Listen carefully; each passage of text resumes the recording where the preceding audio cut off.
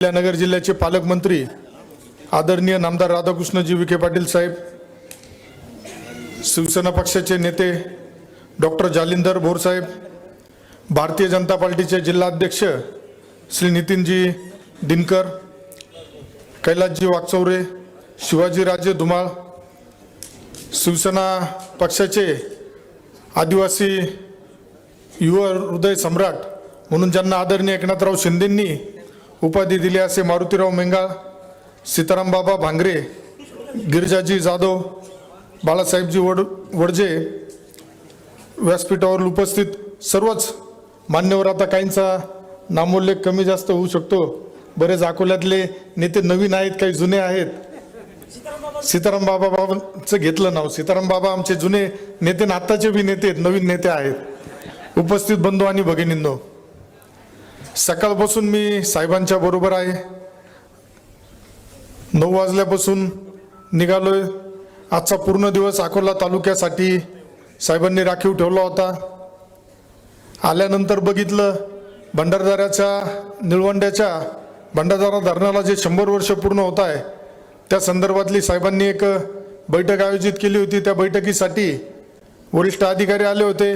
मी साहेबांना म्हटलं, साहेब नेमकं बैठक तर मुंबईला बी होऊ शकते, परंतु साहेबांचं म्हणणं होतं का ज्या भागातील प्रश्न आहेत त्या भागात प्रत्यक्ष बैठक घेऊन त्या अधिकाऱ्यांना समजून सांगणं आणि त्यातून काम होण्याची गरज आहे.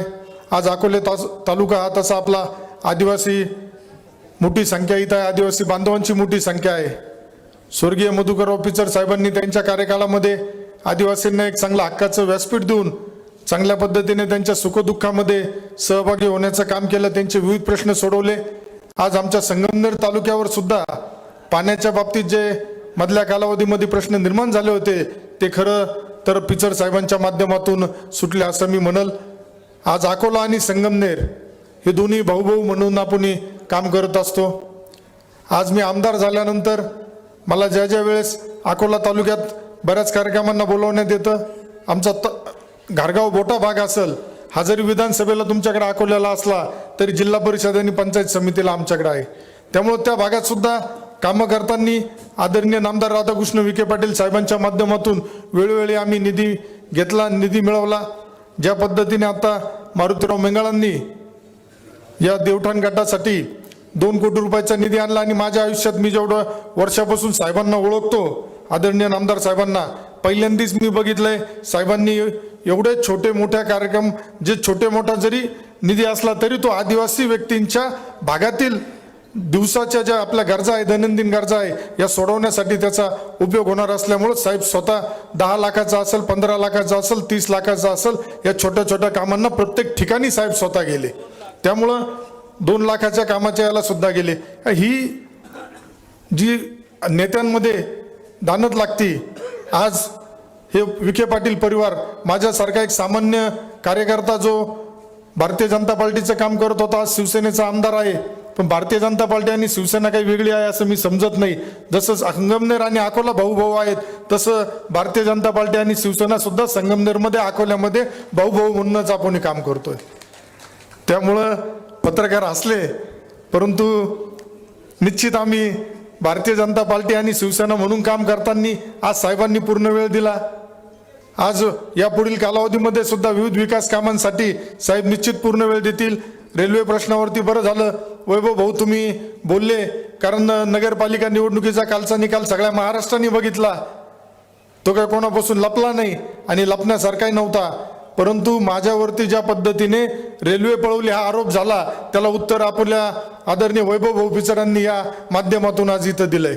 फक्त खोटं बोलणे, खोटा नरेटिव्ह सेट करणे आणि मतदारसंघातील लोकांना भुलत ठेवणे हा पराक्रम त्या भागात केला गेला. पाणी पळवण्याचा आरोप करताय, कोण पाणी पळवणार आहे? आज ज्या माणसाकडे जलसंपदा सारखं खातं मिळाल्यानंतर आज माझ्या संगमनेर तालुक्यातील तळेगाव निबोन भागाला 44 कोटी रुपये साहेबांनी तत्काळ मंजूर करून दिले. भोजापूर चारीचं पाणी त्या भागामध्ये दिलं. मग साकूरपाटरा भागामध्ये सुद्धा उपसा सिंचनच्या माध्यमातून असेल, बॅरेजेसच्या माध्यमातून असेल, 100 कोटी रुपयापर्यंतचा निधी तिथं देत आहे. मग तुम्ही 40 वर्ष संगमनेरचे आमदार असताना पाणी देऊ शकले नाही आणि आज तुम्ही जो माणूस जे ज्याला दैवत म्हणून आम्ही बघतो, आमचं दैवत, ते जर पाणी देण्याचा प्रयत्न करताय तर तुम्ही त्यांच्यावरती आरोप करताय. परंतु आता या संगमनेरच्या कालच्या निवडणुकीचं पराभवाचं विश्लेषण मी आज अकोल्यात बोलणं योग्य नाही. मी संगमनेरमध्ये 25 तारखेला साहेबांचा कार्यक्रम आहे, त्यामध्ये निश्चित त्याचे कारण सांगेल. ज्या 2 नंबर धंद्याला पाठिंबा 40 वर्ष यांच्याकडून दिला गेला होता, ते धंदे बंद करण्याचा मी कार्यक्रम केल्यामुळं कुठंतरी काही लोक दुखावले होते आणि त्यातून काही प्रयत्न पुढे झाले होते. त्यामुळे मी एवढंच सांगेल का या देवठाण गटामध्ये ज्या पद्धतीने मारुती मंगळ असेल, आमच्या स्वर्णाताई मंगळ असेल, हे काम करताय, येणाऱ्या पुढील कालावधीमध्ये आपण सगळेजण शिवसेना व भारतीय जनता पार्टीच्या पाठीमागे ठाम उभं राहिलं पाहिजे. येणाऱ्या कालावधीमध्ये जिल्हा परिषद पंचायत समितीच्या ज्या काही निवडणुका होणार आहे, या विकासासाठी, आपल्या भागातील वाडे वस्तीचा छोटे मोठे प्रश्न सोडवण्यासाठी आपण निश्चित या भारतीय जनता पार्टी शिवसेना पार्टी पक्षाच्या पाठीशी उभे राहाल. तसेच आदरणीय नामदार राधाकृष्ण विखे पाटील साहेबांच्या पाठीशी उभे राहाल. साहेब आले आहेत, जास्त मी काही वेळ बोलणार नाही. साहेबांना पुढे मुंबईला जायची घाई असल्यामुळं मी आपल्या सर्वांनी मला या कार्यक्रमासाठी बोलवलं. उपस्थित सर्वांनी माझं सत्कार केला, त्याबद्दल आपल्या सगळ्यांचं आभार मानतो. धन्यवाद. जय हिंद, जय महाराष्ट्र. धन्यवाद भाऊ.